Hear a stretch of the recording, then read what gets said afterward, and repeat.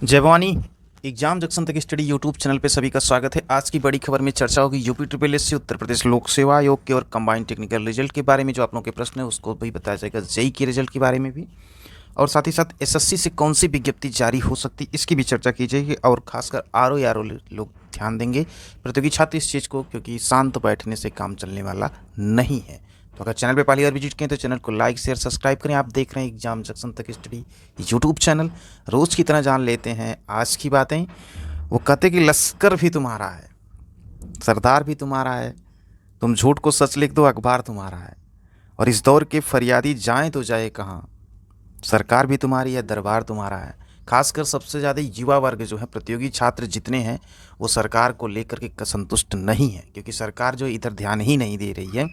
इसलिए जो है सरकार के पास समय है कि सरकार प्रतियोगी छात्रों यानी कि युवाओं का ध्यान दे, क्योंकि युवाओं से ही किसी भी देश का निर्माण, विकास, विकसित सब कुछ होता है वहीं से। अगर वो संतुष्ट नहीं है तो वे विकास किस बात का विकास है, क्योंकि विकास के पैमाने क्या क्या हैं ये सब में इसमें ये भी आते हैं कि कम से कम रोज़गार के संदर्भ में जो है सरकार ध्यान दे। और रोज़गार को लेकर के सिर्फ कह देने, इसीलिए ये स्टेटमेंट किसी ने कहा था ना कि लश्कर भी तुम्हारा है, सरदार भी तुम्हारा है, तुम झूठ को सच लिख दो अखबार तुम्हारा है। प्रतियोगी छात्रों की एक भी बात अखबारों में लिखी नहीं जाती है जो वो चाहते हैं, चाहे वो टीजीटी पीजीटी भर्ती हो, एलटी ग्रेड जीआईसी प्रवक्ता की भर्ती हो, बीओ की भर्ती हो। अध्याचन पड़े हुए शासन से अनुमति नहीं मिल रही, इसको प्रतियोगी छात्र किससे कहें, कौन उनकी सुनेगा। फिर इस दौर के फरियादी जाएं तो जाएं कहाँ, तो ये फरियादी कहाँ जाएंगे। सरकार भी तुम्हारी है दरबार भी तुम्हारा, इसलिए बाबा जो है इस पर ज़रूर ध्यान दें। माननीय मुख्यमंत्री जी के संज्ञान में जैसे ही ये बातें आएंगी उसको बहुत ही तेज़ी के साथ किया जाएगा। जहाँ तक है आरओ के संदर्भ में पहले बात कर लें। आरओ वाले इस चीज़ को ध्यान दें कि ट्वीट करना जो है बहुत तेज़ी के साथ ट्वीट करें, क्योंकि ट्वीट करने से ही बात बन सकती है। जांच जो है वो चल रही है अपने स्तर से, जो भी आयोग है।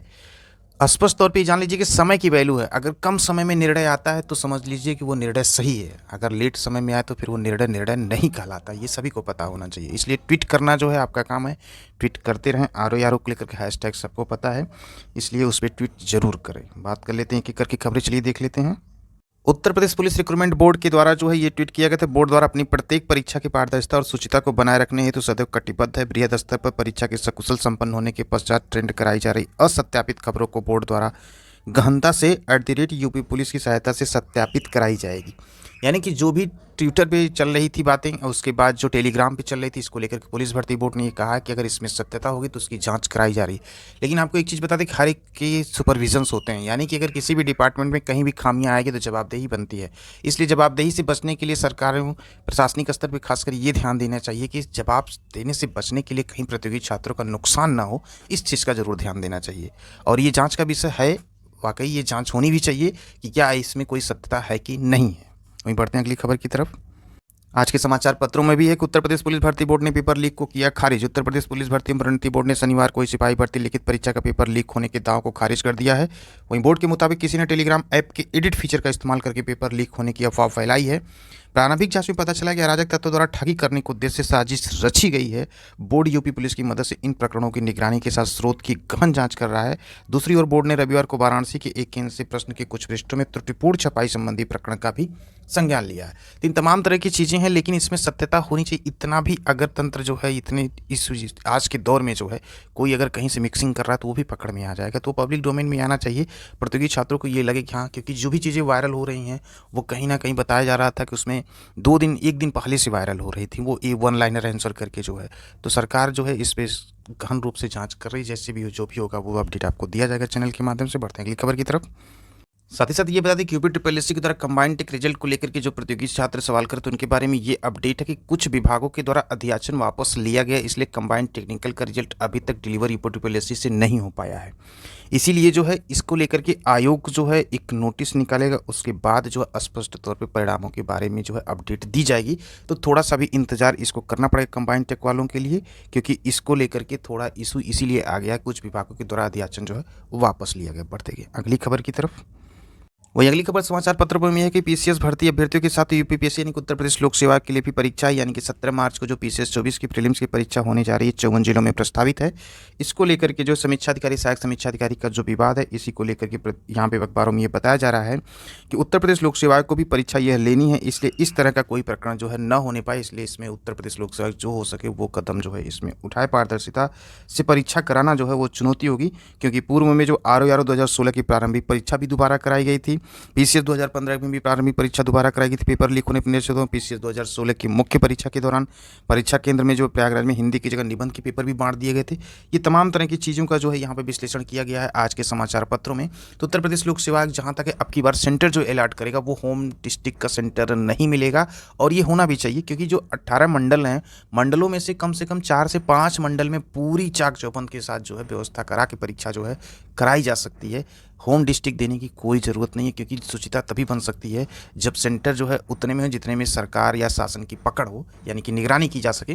तो कुछ मंडलों में ही सिर्फ सेंटर को बनाया जाना चाहिए। खासकर जो क्रॉसपोंडेंस एड्रेस है उसके आसपास के डिस्ट्रिक्ट को अगर वरीयता क्रम में आयोग रखेगा तो ये समस्याएं नहीं हो सकती हैं। लखनऊ है, इलाहाबाद है, कानपुर है, वाराणसी है, ये जो सेंटर हैं यहाँ पे सेंटरों पे जो अच्छे से निगरानी जो है शासन कर सकती है। तो हो सकता है आपकी बार आयोग में ये देखने को मिले कि सेंटर जो है वो बनाया जो जाएगा वो होम डिस्ट्रिक्ट सेंटर नहीं बनाया जाएगा। बढ़ते हैं अगली खबर की तरफ। वही अगली खबर कर्मचारी चयन आयोग की तरफ से जो है चल रही है तैयारी जो है, इसमें सिलेक्शन पोस्ट 12 की भर्ती का विज्ञापन कर्मचारी चयन आयोग जारी कर सकता है। सिलेक्शन पोस्ट परीक्षा के अंतर्गत केंद्र सरकार के विभागों और मंत्रालयों में भर्ती होती है। इसमें हाई स्कूल, इंटरमीडिएट, स्नातक या तकनीकी योग्यता के अलग अलग पद होते हैं, जिन पदों को combined graduate level, combined higher secondary level और मल्टीटास्किंग स्टाफ परीक्षा के जरिए नहीं भरा जा सकता है, उनके लिए सिलेक्शन पोस्ट की परीक्षा कराई जाती है। एसएससी के कैलेंडर के अनुसार इस भर्ती का विज्ञापन 1 फरवरी को जारी होना था। इसकी परीक्षा अप्रैल और मई में कराने की संभावना है।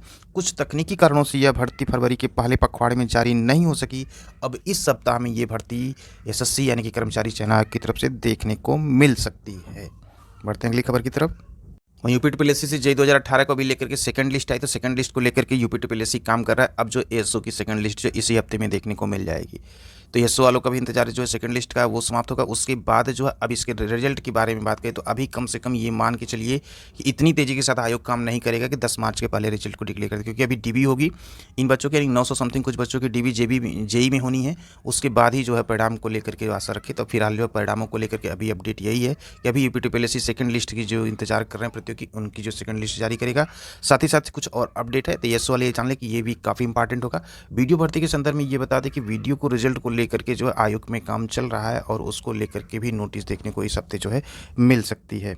और जो कुछ खबरें जो हैं वो आरपीएससी ग्रेड 3 विज्ञप्ति को लेकर के, तो आरपीएससी की तरफ से जो है वो लाइब्रेरियन की जो पोस्ट की, अगर इसको कोई अप्लाई पोस्ट करना चाहते हैं तो वो आरपीएससी की वेबसाइट पे जाके जो है अप्लाई कर सकते हैं, यानी कि राजस्थान पब्लिक सर्विस कमीशन की वेबसाइट पे। वीडियो के रिजल्ट में संभवतः जो है इस हफ्ते में जो अटेंडेंस वो कंप्लीट हो जाएगी। उसके बाद जो उसका परिणाम भी जो है यूपीटीपीएससी जारी कर सकता है।